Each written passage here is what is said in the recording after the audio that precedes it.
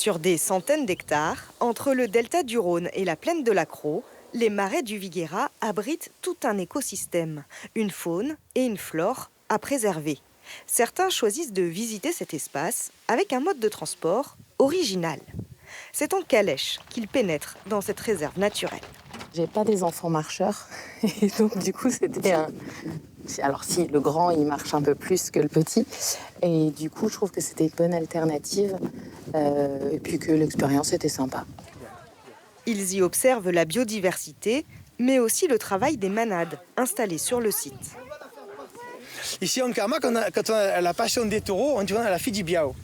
Et si on le traduit en provincial, ça veut dire avoir la foi dans le taureau. Et la majorité du bétail qui est maintenant un peu industriel, ça fait du bien de revoir dans une réserve naturelle une pratique justement un peu plus traditionnelle et raisonnable.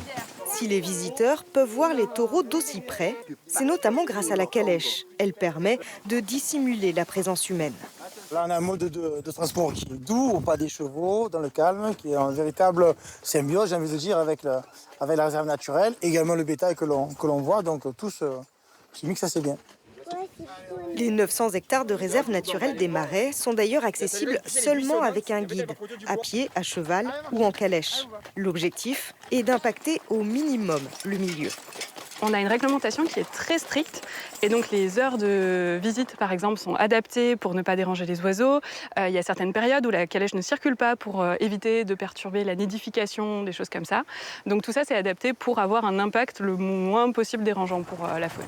En diversifiant son offre de visite, les marais du Viguera souhaitent toucher un maximum de public et ainsi remplir l'une de leurs missions, sensibiliser à la protection de l'environnement.